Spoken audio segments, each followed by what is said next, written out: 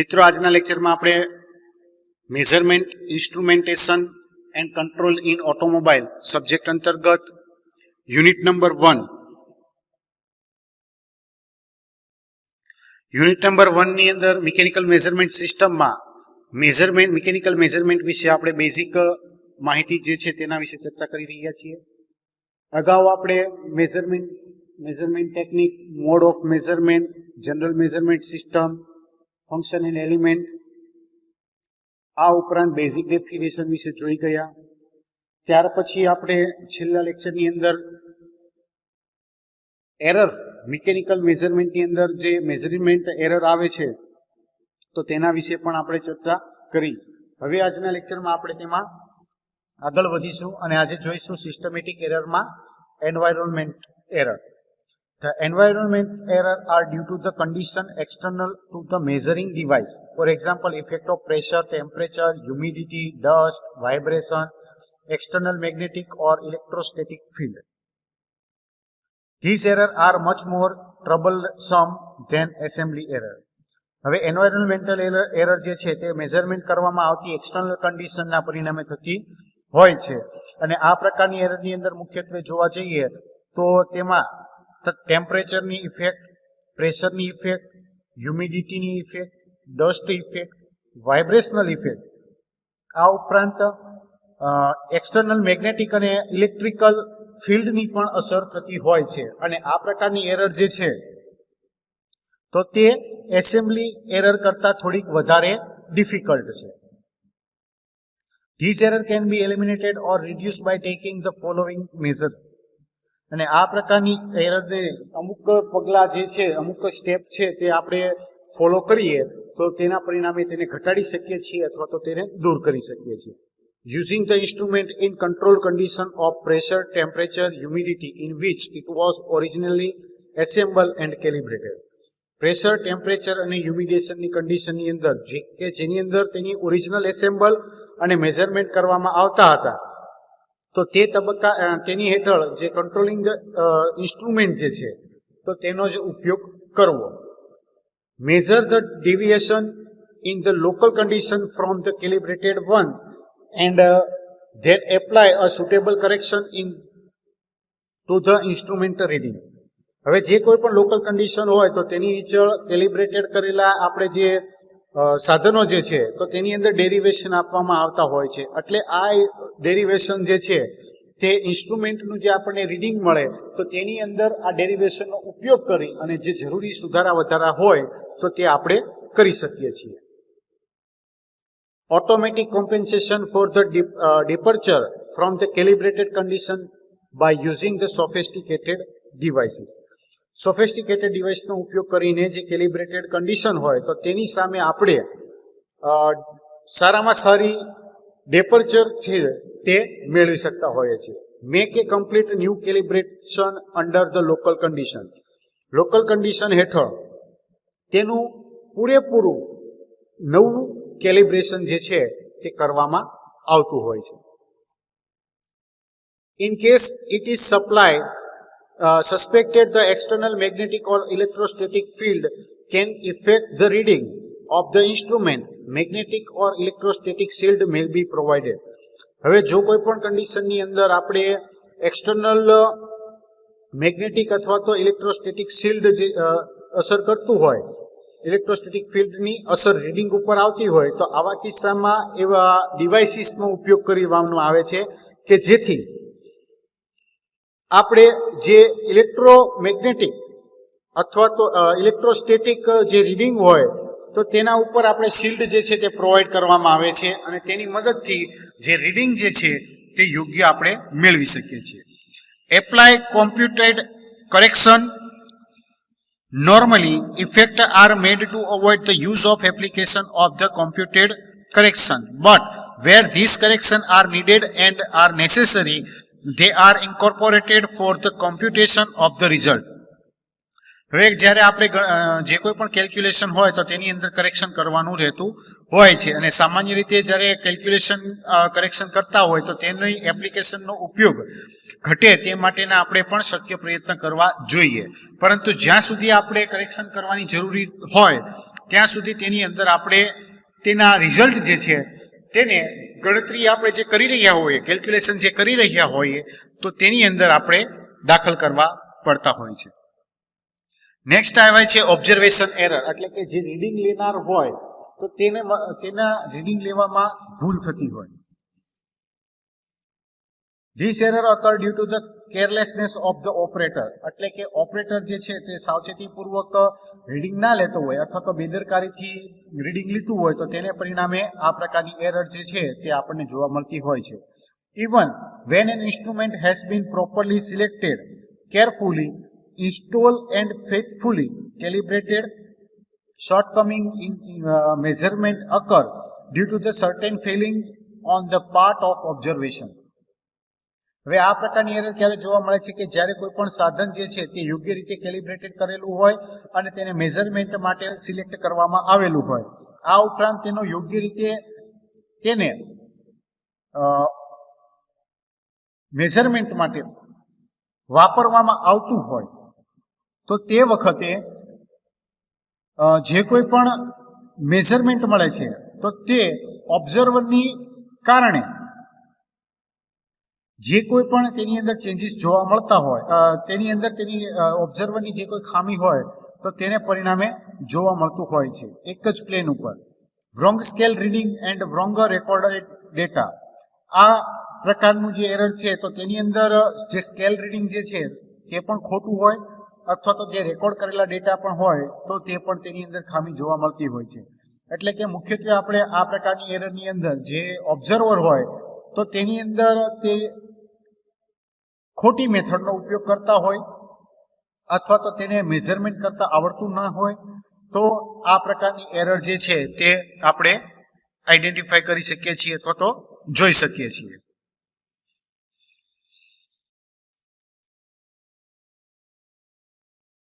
Observational એરરની અંદર કયા પ્રકારની એરર જે છે તો તેમાં હવે ફોલોવિંગ રીઝન માટે કયા કયા પ્રકારની એરર છે તો તે જોઈએ. પેરેલેક્સ ટાઈપ, તો since the parallax error arises an account of pointer and the scale not being in the same plane, we can eliminate this error by having the pointer and the scale in the same planar. હવે parallax ટાઈપનું હોય તો તેની અંદર pointer અને scale જે છે તો તેની અંદર એકબીજાને પરિણામે એરર જે છે તે પેદા કરતા હોય છે અને આ વખતે તે એક સેમ પ્લેનમાં ન હોવાને કારણે થતું જોવા મળે છે. આથી આપણે સેમ પ્લેનની અંદર પોઇન્ટર અને સ્કેલરને રાખીને આ પ્રકારની એરર દૂર કરી શકીએ છીએ. Wrong scale reading and wrong recording data, ખોટું સ્કેલનું વાંચન, આપણે ખોટું રીડિંગ વાંચ્યું હોય અથવા તો ડેટા જે છે તે ખોટી રીતે રેકોર્ડિંગ કરેલા હોય. Inaccurate estimate the average reading, lack of ability to interpolate the properly between the graduation, એટલે કે એવરેજ જે રીડિંગ જે છે તેની અંદર ખોટું આપણે એસ્ટિમેશન કરવામાં આવેલું હોય.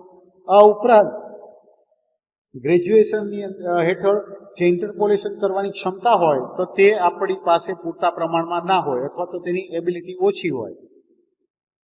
Incorrect conversion of unit in between the consecutive reading and non-simultaneous observation of the interdependent quantity, એક સાથે જે કન્ટિન્યુઅસ રીડિંગ જે છે તે અને એકબીજા ઉપર આધારિત રાખતી ક્વોન્ટિટી ઉપરનું જે રીડિંગ જે છે આ બંને વચ્ચે જે યુનિટ કન્વર્ઝન છે તે પૂરતું પ્રમાણમાં કરવામાં આવ્યું ન હોય અથવા તો ખોટું કરવામાં આવેલું હોય.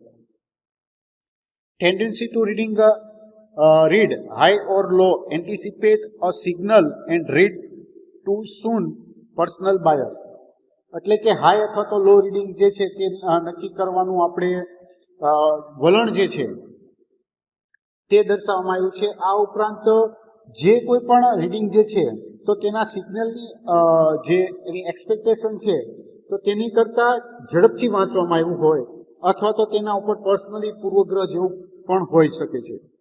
Modern electrical instruments have digital display of the output which completely eliminate the error on account of human observation or sensing power as the output is the form of digit.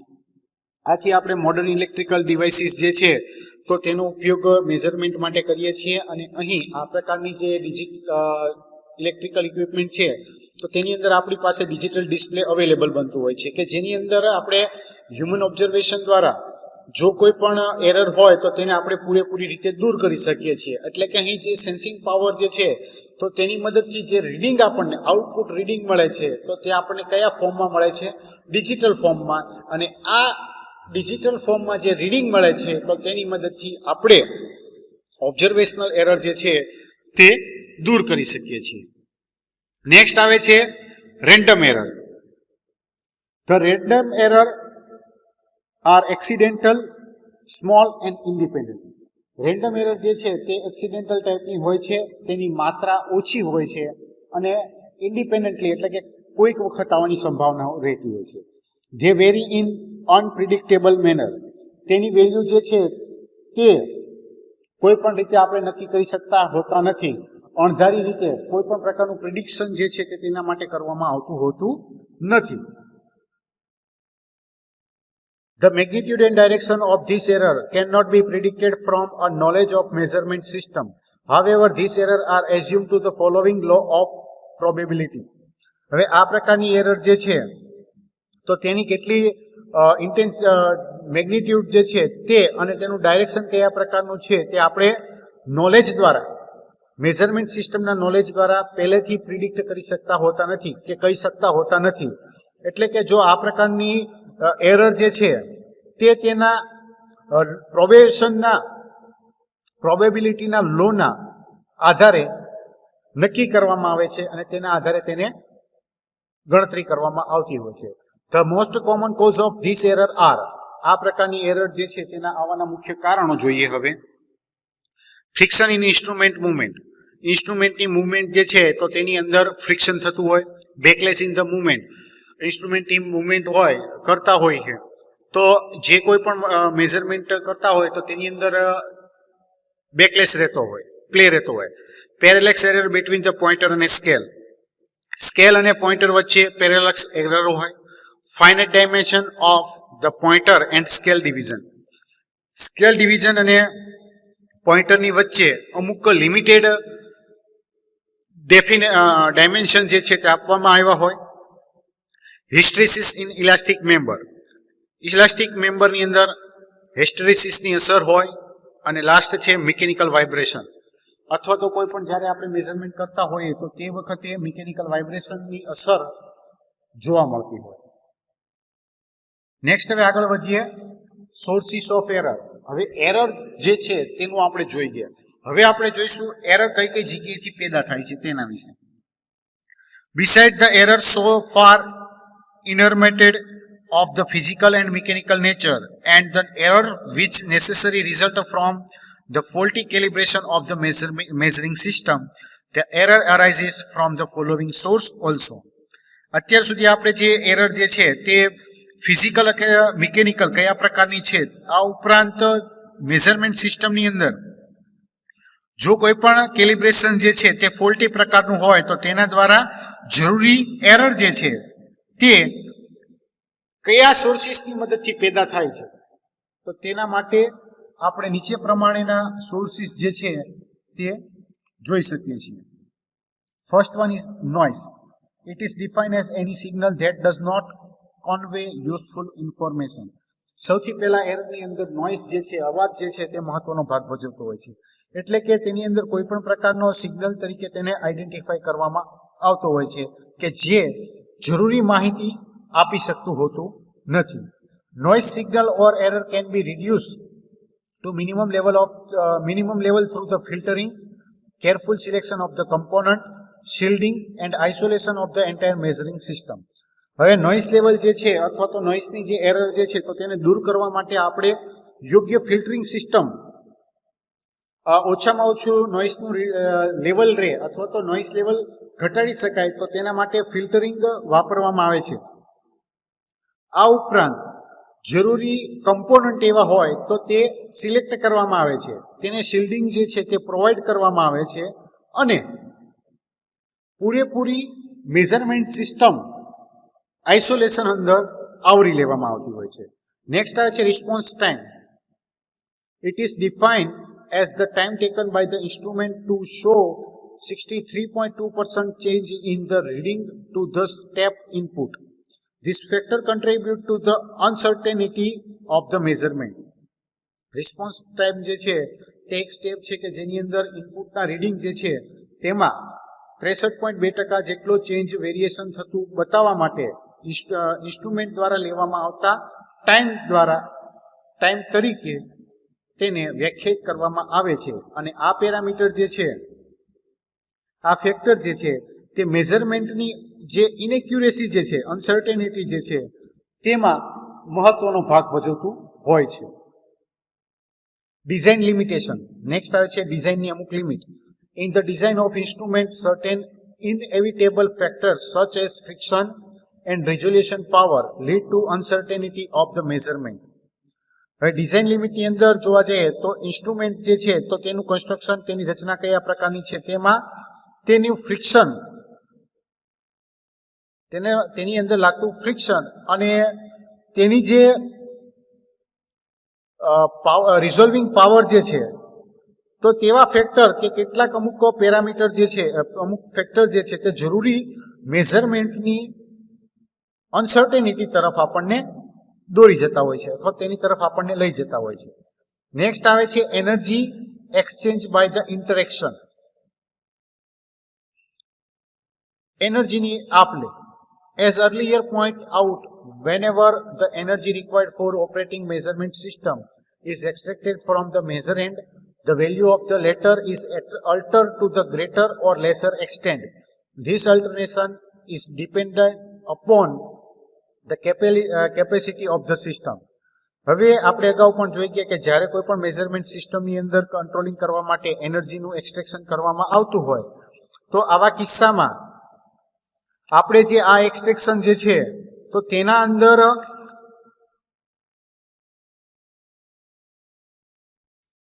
એટલે મેઝરમેન્ટ માટે આપણે એનર્જીની થોડીક requirement રહેતી હોય છે અને આ પ્રકારની એનર્જીનો ઉપયોગ કરી અને જે તેની વેલ્યુ જે છે તે કેટલા પ્રમાણમાં વધારે છે કે ઘટાડે છે વધારે કે ઓછી છે તે નક્કી કરી શકાતું હોય છે. આ ઉપરાંત આ જે સિસ્ટમ જે છે તે તેના આ પ્રકારના અલ્ટરેશન ઉપર પણ આધાર રાખતી હોય છે. નેક્સ્ટ આવે છે transmission. During the transmission of the information from the primary sensing element to indicator, the signal may be attenuated due to the any of the following reason. હવે અમુક એવા પણ કારણોસર છે કે જેના આધારે જ્યારે ડેટા ટ્રાન્સમિશન ઇન્ફોર્મેશનનું ટ્રાન્સમિશન પ્રાઇમરી સેન્સિંગ એલિમેન્ટથી ઇન્ડિકેટર સુધી થતું હોય તો તેને અસર કરતા હોય છે. કયા કયા કારણો છે તે આપણે નીચે જોઈએ. It may be suffer loss through the leakage. લીકેજના પરિણામે જે લોસ થાય તો તેની સામે તે પોતે સફર થઈ રહ્યા હોય છે, તેની સામે તે પોતે પ્રયત્ન કરી રહેતા હોય. It may be absorbed or otherwise consumed in the communication channel. Communication ચેનલની અંદર તેની અમુક જે માત્રા જે છે તે ક્યાં એબ્સોર્બ થતી હોય અથવા તો તે કન્ઝ્યુમ થતી હોય. It may be distorted by the some reason by resonance, attenuation or delay phenomenon whose action are selective on the various signal component. અલગ અલગ પ્રકારના જે સિગ્નલ કમ્પોનન્ટ જે છે તો તેની અંદર તેની માત્રા જે છે તે રેઝોનન્સ, એટેન્યુએશન અને ડિલે ફિનોમિનના પરિણામે તે ડિસ્ટોર્ટ થતી હોય.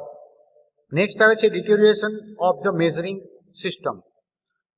મેઝરમેન્ટ સિસ્ટમની અંદર તેનું ડિટોરિએશન કઈ રીતે થાય છે તેના ઉપર આધાર રાખે છે. The example of some type of deterioration which occur in the measuring system and result in as a source of error measure are.